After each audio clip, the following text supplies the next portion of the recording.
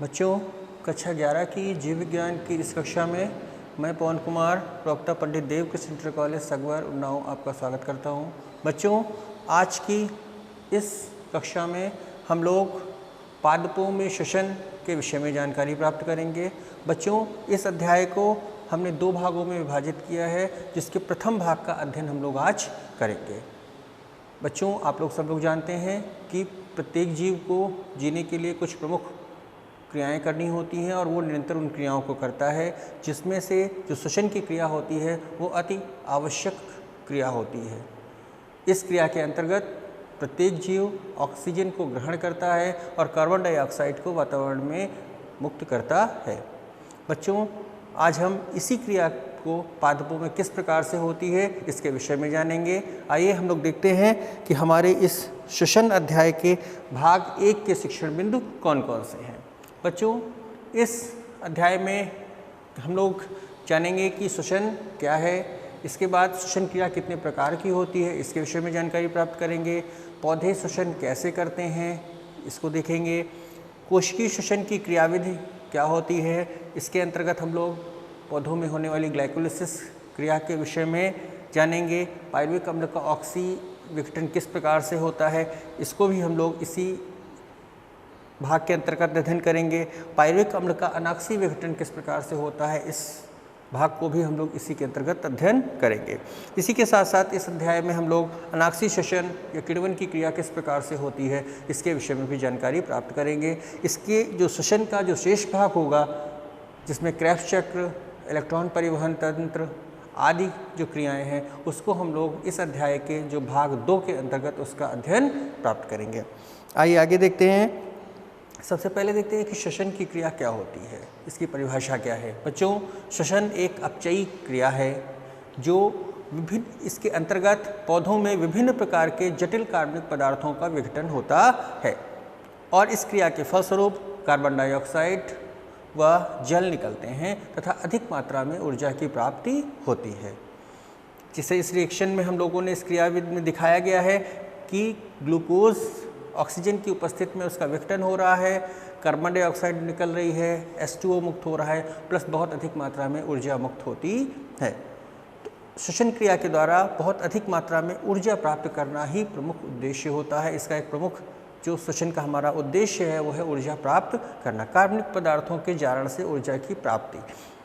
बच्चों, इस श्वसन की क्रिया में क्या केवल कार्बोहाइड्रेट का ही प्रयोग किया जाता है?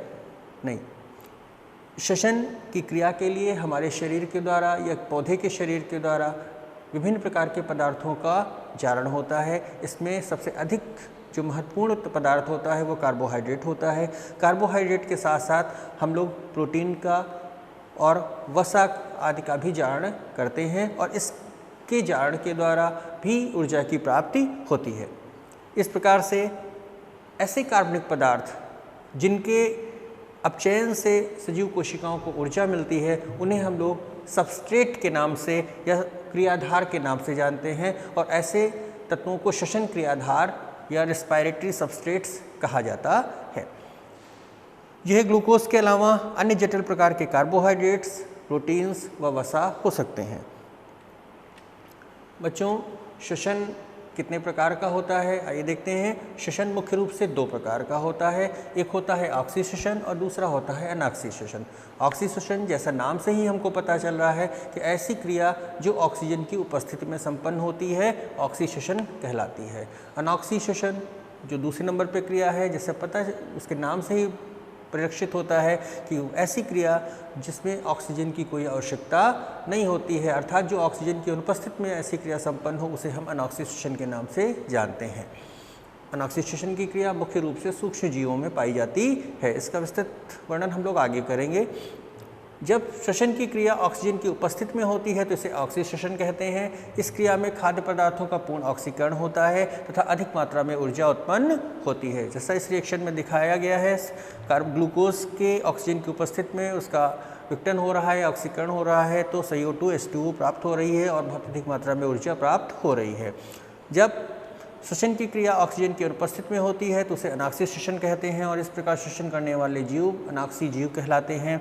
इस क्रिया में ग्लूकोज का जब विघटन होता है तो उसमें अल्कोहल का निर्माण होता है। देखिए यहाँ पे एथिल अल्कोहल दिखाया गया है और CO2 मुक्त हो रही है, किंतु इसमें जो ऊर्जा की प्राप्ति होती है वो बहुत सूक्ष्म होती है। पहली रिएक्शन जो ऑक्सीडेशन थी उसमें 673 किलो कैलोरी ऊर्जा प्राप्त हो रही है और उसमें मात्र 28 किलो कैलोरी ऊर्जा की प्राप्ति हो रही है। इससे आप अंदाज़ा लगा सकते हैं कि ऑक्सीडेशन में अनऑक्सीडेशन की तुलना में कितनी अधिक ऊर्जा प्राप्त होती है। जीवाणुओं, कवकों व अंकुरित होते हुए जो बीज होते हैं, कुछ फल के जो बीज होते हैं उसमें अनऑक्सीडेशन होता है। बच्चों, यहाँ पर एक प्रश्न उठता है, क्या जंतुओं की भांति पौधे भी सांस लेते हैं? यदि सांस लेते हैं तो पौधों के अंदर ऐसे कौन से अंग होते हैं जिनके द्वारा वे ऑक्सीजन ग्रहण करते हैं? जैसा कि हम लोग जानते हैं कि जंतुओं में तो अलग अलग अंग होते हैं। जैसे मनुष्यों में हम लोगों की नाक होती है, मेढकों में मेढक की बात करते हैं तो उसमें अन्य अंग है, मछलियों में जो है उनके गिल्स होते हैं। तो इस प्रकार से अन्य अलग अलग जीवों में ऑक्सीजन को ग्रहण करने के लिए अलग अलग प्रकार के अंग पाए जाते हैं। विभिन्न प्रकार के उनके अंदर अंग होते हैं, किंतु पौधों में ऐसा कौन से भाग होते हैं जिनके द्वारा ऑक्सीजन ग्रहण की जाती है? इस प्रश्न का उत्तर ये होता है कि हाँ, पादप भी श्वसन क्रिया में ऑक्सीजन लेते हैं और कार्बन डाइऑक्साइड मुक्त करते हैं। पादपों में श्वसन हेतु विशेष अंग तो नहीं होते हैं, किंतु पादपों में इस उद्देश्य की पूर्ति हेतु कुछ पत्तियों में जो पत्तियां होती हैं उसमें रंध्र व तने पर वात रंध्र पाए जाते हैं। अर्थात रंध्र और वात रंध्र जो छिद्र होते हैं इनके द्वारा ये ऑक्सीजन ग्रहण करते हैं। पौधों में जंतुओं की अपेक्षा श्वसन दर बहुत धीमी होती है, किंतु प्रकाश संश्लेषण की दर काफ़ी अधिक होती है। यही कारण है कि जो प्रकाश संश्लेषण के द्वारा जितनी वो ऑक्सीजन उत्पन्न करते हैं पौधे, उस सभी ऑक्सीजन का प्रयोग नहीं करते हैं, बल्कि बहुत अपने लिए सूक्ष्म मात्रा में प्रयोग करते हैं। क्यों? क्योंकि उनमें श्वसन दर बहुत धीमी होती है और जो बहुत अधिक मात्रा में जो ऑक्सीजन होती है वो जंतुओं के श्वसन के लिए उसको वातावरण में मुक्त करते हैं। कभी कभी ये बात उठती है कि अगर पौधे भी ऑक्सीजन ग्रहण करते हैं तो जंतु भी ग्रहण करते हैं तो फिर ये जो है ऑक्सीजन का बैलेंस कैसे बना रहता है, इसकी साम्यावस्था कैसे बनी रहती है? तो इसका कारण यही है कि जंतुओं में श्वसन दर काफ़ी अधिक है, किंतु पौधों में श्वसन दर काफ़ी कम होती है। तुलनात्मक दृष्टि से उनमें जो प्रकाश संश्लेषण की क्रिया के द्वारा जो ऊर्जा ऑक्सीजन उत्पन्न करने की जो दर होती है काफ़ी अधिक होती है, अतः ये साम्यावस्था बनी रहती है। पौधे का प्रत्येक भाग ऐसी आदान प्रदान हेतु आवश्यकता का ध्यान रखता है। अगला बिंदु हमारा है, पौधे प्रकाश संश्लेषण की क्रिया के द्वारा निकली ऑक्सीजन गैस का प्रयोग भी अपनी श्वसन क्रिया हेतु करते हैं। बच्चों, देखते हैं कि श्वसन क्रिया में गैसों का विनिमय कैसे होता है। श्वसन क्रिया में जो पौधे होता है ऑक्सीजन ग्रहण करते हैं और CO2 मुक्त करते हैं।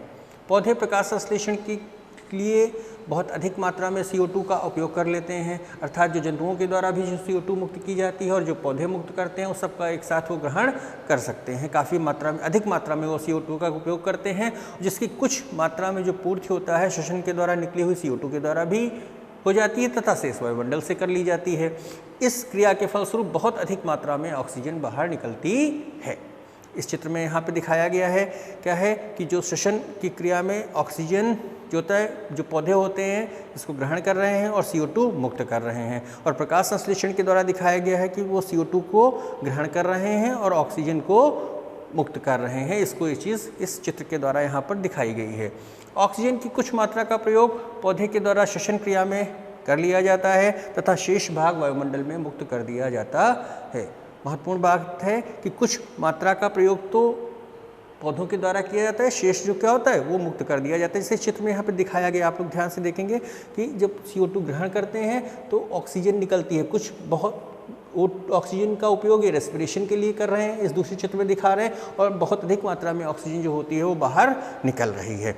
किंतु इस चित्र में जब यहाँ पहला चित्र देखते हैं तो ये जो पौधे ऑक्सीजन ग्रहण करते हैं इसके लिए, और फिर CO2 यहाँ पर मुक्त कर रहे होते हैं। आगे देखते हैं कोशिकीय श्वसन की क्रियाविधि क्या होती है। बच्चों, हम लोग जानते हैं कि जो श्वसन की क्रिया होती है, जैसे हम लोग जंतुओं की जब बात करते हैं तो श्वसन की क्रिया के कई चरण होते हैं।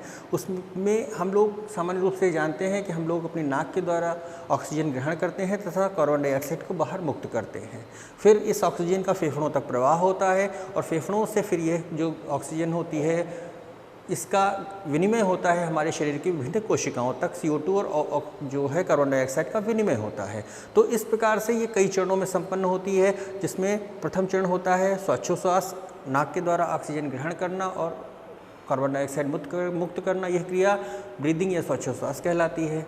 फिर जब फेफड़ों के अंदर ऑक्सीजन पहुंच जाती है तो उसका फेफड़े के अंदर जो गैसों का विनिमय होता है, गैसों के विनिमय के बाद फिर कोशिकीय श्वसन की क्रिया, जो विभिन्न पौधे, जो हमारे जंतु शरीर हो चाहे पौधे के शरीर हो, उसकी विभिन्न कोशिकाओं के अंदर क्रिया संपन्न होती है, जिसको कोशिकीय श्वसन कहते हैं। और जो कोशिकीय श्वसन की क्रिया होती है, इसको ही वास्तविक श्वसन माना जाता है। और इस श्वसन क्रिया के अंतर्गत ही जो कार्बोहाइड्रेट होता है या कार्बनिक पदार्थ होते हैं, उनका ऑक्सीकरण होता है और ऊर्जा प्राप्त होती है। यह क्रिया मुख्य रूप से कोशिका के अंदर होती है। आगे देखते हैं, श्वसन की वह क्रिया जो सजीवों की कोशिकाओं के अंदर संपन्न होती है, कोशिकीय श्वसन कहलाती है। यह क्रिया कोशिकाओं में ग्लूकोज कार्बनिक पदार्थ के विघटन से प्रारंभ होती है तथा निम्न पदों में पूरी होती है। ये कौन कौन से पद हैं? नंबर 1 ग्लाइकोलिसिस, पायरुविक अम्ल का ऑक्सीकरण, क्रेब्स चक्र, इलेक्ट्रॉन अभिगमन तंत्र या परिवहन तंत्र तथा ऑक्सीडेटिव फॉस्फोरिलेशन। ये चरण हैं जिनके अंतर्गत कोशिकीय श्वसन की क्रिया पूरी होती है। आइए इसका जो पहला चरण है हम लोग देखते हैं, ग्लाइकोलिसिस। क्या होता है ग्लाइकोलिसिस? यह क्रिया सजीव कोशिकाओं के कोशिका द्रव्य में संपन्न होने वाली क्रिया होती है। इस क्रिया में ग्लूकोज का प्रत्येक अणु क्रमबद्ध रासायनिक क्रियाओं के द्वारा विघटित होता है और पायरुविक अम्ल के 2 अणु का उत्पादन होता है। यह जो क्रिया होती है ये 10 चरण में संपन्न होती है। इस क्रिया के लिए मुख्य रूप से आपको बताएं कि ऑक्सीजन की कोई आवश्यकता नहीं दिखाई देती है। इस क्रिया में जो पहला चरण होता है, इसमें जो ग्लूकोज होता है ATP से क्रिया करता है और ग्लूकोज 6 फॉस्फेट का निर्माण करता है। इसमें ADP मुक्त होती है और इसे हम लोग ग्लूकोज का प्रथम फास्फोरिलीकरण कहते हैं। दूसरा चरण ग्लूकोज 6 फॉस्फेट समावयवीकरण आइसोमेराइजेशन द्वारा फ्रक्टोज 6 फॉस्फेट में परिवर्तित हो जाता है। ग्लूकोज 6 फॉस्फेट आइसोमेराइजेशन होता है और ग्लूकोज 6 फॉस्फेट में परिवर्तित फ्रक्टोज 6 फॉस्फेट में परिवर्तित हो जाता है। फ्रक्टोज 6 फॉस्फेट का अणु ATP से क्रिया करता है और फ्रक्टोज 1,6 डाइफॉस्फेट बनाता है। इसे द्वितीय फॉस्फोरिलेशन के नाम से जानते हैं। इसमें इस चित्र में हम लोगों ने इस दिखाया है कि ग्लूकोज से किस प्रकार से ग्लूकोज 6 फॉस्फेट का आइसोमेराइजेशन हो रहा है और ग्लूकोज फ्रक्टोज 6 फॉस्फेट बनता है। फ्रक्टोज 6 फॉस्फेट से फ्रक्टोज 1,6 डाइफॉस्फेट, ये एल्डोलेज एंजाइम की उपस्थिति में 3-फॉस्फोग्लिसरॉल्डिहाइड में परिवर्तित होता है। 3-फॉस्फोग्लिसरॉल्डिहाइड डाइहाइड्रोक्सी एसीटोन फॉस्फेटेज एंजाइम की उपस्थिति में भी इसका समावयवीकरण होता है और जो ये होता है ये 1,3 डाइफॉस्फोग्लिसरॉल्डिहाइड में परिवर्तित होता है। इसके शेष भाग को हमने दूसरे चित्र में ऊपर से दिखाया हुआ है कि 1,3 डाइफॉस्फोग्लिसरॉल्डिहाइड डाइफॉस्फोग्लिसरॉल्डिहाइड्रोजिनेज एंजाइम की उपस्थिति में 1,3 डाइफॉस्फोग्लिसरिक अम्ल में परिवर्तित होता है। 1,3 डाइफॉस्फोग्लिसरिक अम्ल फॉस्फोग्लाइसिलिक अम्ल काइनेज एंजाइम की उपस्थिति में 3 फॉस्फोग्लिसरिक अम्ल फॉस्फोग्लिसरोम्यूटाइज एंजाइम की उपस्थिति में 2 फॉस्फोग्लिसरिक अम्ल में परिवर्तित होता है, जो कि एनोलेज एंजाइम की उपस्थिति में 2 फॉस्फेनॉल पायरुविक अम्ल का निर्माण करता है और जो पायरुविक अम्ल काइनेज एंजाइम की उपस्थिति में पायरुविक अम्ल का निर्माण करता है या पायरुविक अम्ल में परिवर्तित होता है। इस प्रकार से ग्लूकोज के विघटन से पायरुविक अम्ल प्राप्त होता है। ग्लूकोज के एक अणु के विघटन से पायरुविक अम्ल के 2 अणु प्राप्त होते हैं। इस क्रिया के 3 चरणों का हमने अध्ययन कर लिया था। आगे से चौथे चरण का देख लेते हैं। जो फ्रक्टोज 1,6 डाइफॉस्फेट का विदलन होता है और 3 कार्बन वाले 2 यौगिक 3-फॉस्फोग्लिसरॉल्डिहाइड PAGL या डाइहाइड्रोक्सी एसीटोन फॉस्फेट का निर्माण होता है। 5वें चरण में 3-फॉस्फोग्लिसरॉल्डिहाइड का फॉस्फोरिलीकरण होता है, अर्थात यह फॉस्फोरिक अम्ल से क्रिया करके 1,3 डाइफॉस्फोग्लिसरॉल्डिहाइड बनाता है। छठे चरण में क्या होता है, 1,3 डाइफॉस्फोग्लिसरॉल्डिहाइड का डिहाइड्रोजनीकरण हो जाता है और 2 हाइड्रोजन परमाणु मुक्त होते हैं तथा 1,3 डाइफॉस्फोग्लिसरिक अम्ल का निर्माण होता है। सातवें चरण में 1,3 डाइफॉस्फोग्लिसरिक अम्ल से एक फॉस्फेट निकलकर एडीपी के साथ संयुक्त हो जाता है और एडीपी एटीपी में परिवर्तित हो जाता है। इसे प्रथम एटीपी का जन्म कहते हैं। हमारा जो 8वां चरण है इसमें देखते हैं कि जो 3 फॉस्फोग्लिसरिक अम्ल होता है वो समावयवीकरण क्रिया के द्वारा फॉस्फोग्लिसरोम्यूटेज एंजाइम की उपस्थिति में 2 फॉस्फोग्लिसरिक अम्ल का निर्माण करता है। जो 9वां चरण है इसमें क्या होता है, 2 फॉस्फोग्लिसरिक अम्ल का निर्जलीकरण होता है और जल के अणु, 2 जो अणु होते हैं, जल के 2 अणु बाहर निकल जाते हैं, 2 फॉस्फेनॉल पायरुविक अम्ल का निर्माण होता है। जो अंतिम चरण हमारा है 10वां ग्लाइकोलिसिस का, इसमें 2 फॉस्फेनॉल पायरुविक अम्ल से एक फॉस्फेट समूह बाहर निकल जाता है जिसके फलस्वरूप पायरुविक अम्ल का निर्माण हो जाता है और इस क्रिया को द्वितीय एटीपी का जन्म भी कहते हैं, अर्थात यहाँ पर एक और एटीपी की प्राप्ति होती है। इस प्रकार हम लोग देखते हैं कि ग्लाइकोलिसिस की क्रिया के द्वारा ग्लूकोज के एक अणु से पायरुविक अम्ल के 2 अणुओं का निर्माण हो रहा है या होता है। बच्चों, इस ग्लाइकोलिसिस क्रिया का हम लोग यहाँ पर सारांश देख लेते हैं। संक्षिप्त रूप में ग्लाइकोलिसिस में क्या क्या होता है एक नज़र में। इस क्रिया में ग्लूकोज के प्रत्येक अणु से पायरुविक अम्ल के 2 अणु बनते हैं, जो सबसे महत्वपूर्ण बात है। दूसरा हमारा बिंदु है, यह क्रिया कोशिका के कोशिका द्रव्य में संपन्न होती है। ग्लाइकोलिसिस की क्रिया कोशिका द्रव्य में संपन्न होती है। यह क्रिया पूरी तरह से अनॉक्सी होती है, अर्थात इस क्रिया में ऑक्सीजन की कोई आवश्यकता नहीं होती है। हमने पूर्व में आपको इसके बारे में बताया था। यह क्रिया ऑक्सीशोषण व अनॉक्सीशोषण दोनों में समान रूप से पाई जाती है। ग्लाइकोलिसिस की संपूर्ण क्रिया में 2 एटीपी अणु प्रयुक्त होते हैं। ग्लाइकोलिसिस की संपूर्ण क्रिया में 4 एटीपी शुद्ध अणु तथा 2 अणु NAD/2H के प्राप्त होते हैं, जो कि 6 एटीपी के बराबर होते हैं और इस प्रकार से 4 एटीपी प्लस 6 एटीपी बराबर कुल 10 एटीपी की प्राप्ति होती है।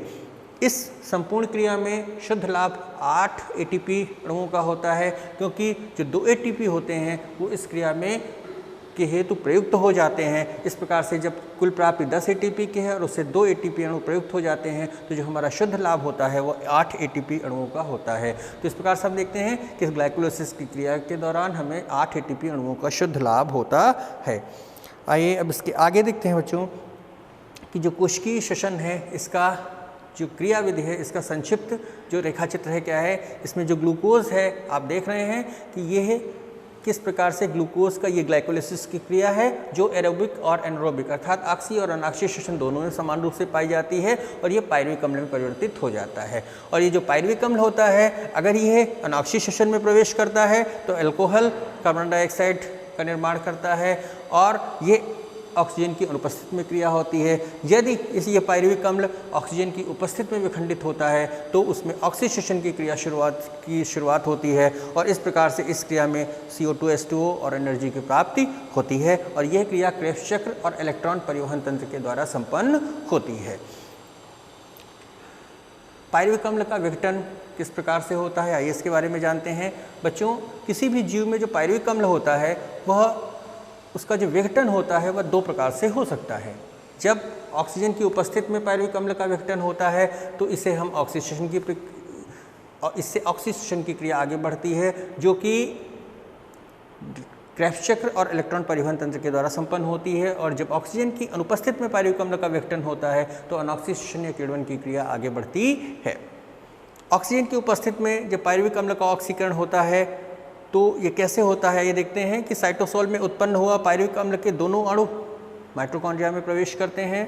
माइटोकॉन्ड्रिया में यह दोनों NAD तथा कोएंजाइम A के साथ संयुक्त हो जाते हैं और एसिटल कोएंजाइम A का निर्माण करते हैं। 2 अणु कार्बन डाइऑक्साइड के भी मुक्त होते हैं। इस चित्र में हमने पायरुविक अम्ल के ऑक्सी विघटन को दिखाया है। इस क्रिया के द्वारा इसकी दिखाई, जैसे यहाँ पे इसमें मुख्य रूप से जो पायरुविक अम्ल है इसका ऑक्सी विघटन हो रहा है और एसिटिल कोएंजाइम के रूप में ये परिवर्तित हो रहा है।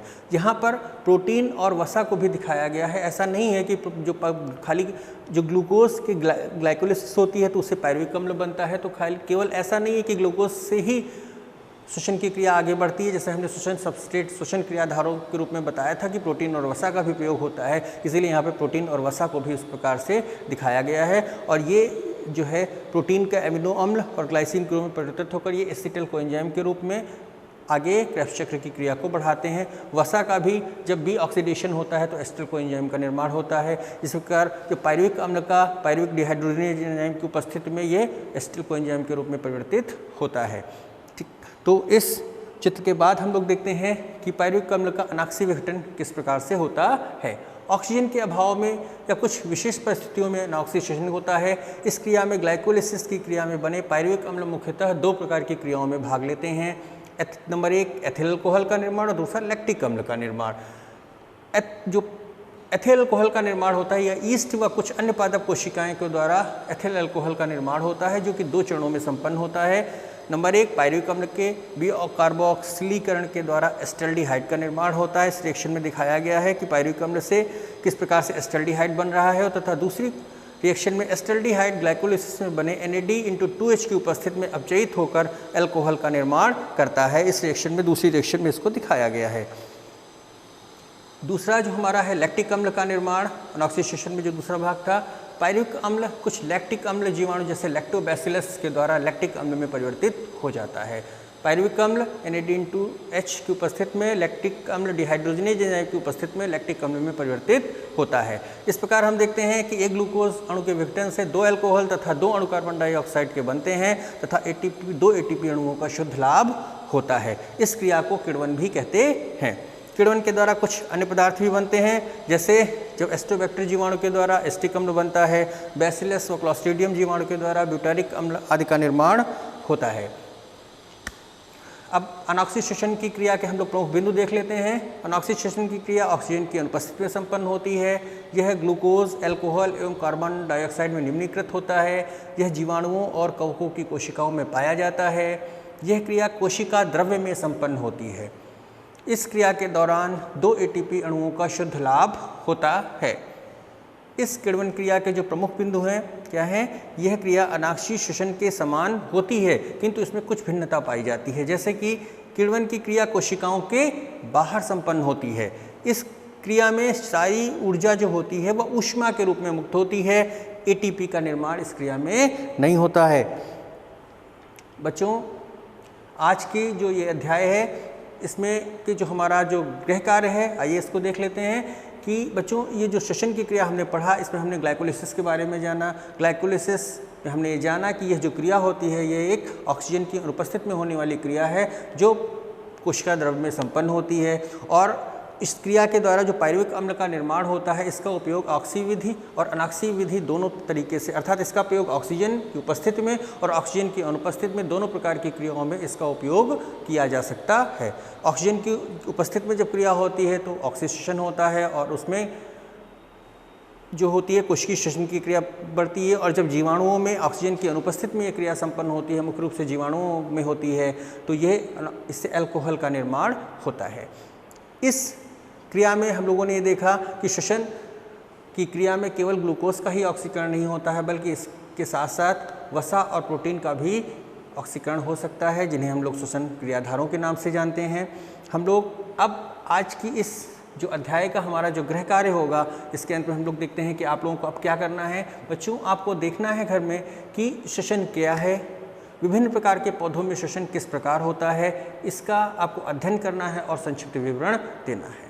श्वसन के विषय में आपको इतने जान के जीवाणुओं, दूसरा जो प्रश्न हमारा होगा कि जीवाणुओं व कवकों में किस प्रकार का श्वसन पाया जाता है। आपको ध्यान देने योग्य बात है कि ये एक प्रोकैरियोटिक कोशिका, एक प्रकार से जीवाणु जो होता है प्रोकैरियोटिक कोशिका होती है, और प्रोकैरियोटिक कोशिका में किस प्रकार का श्वसन होता है इसके विषय में आपको जानकारी प्राप्त करनी है। तीसरे क्वेश्चन के रूप में प्रश्न आपका जो है, ग्लाइकोलिसिस की क्रिया का अंतिम उत्पाद क्या होता है? इस क्रिया के द्वारा कितने ATP का शुद्ध लाभ होता है?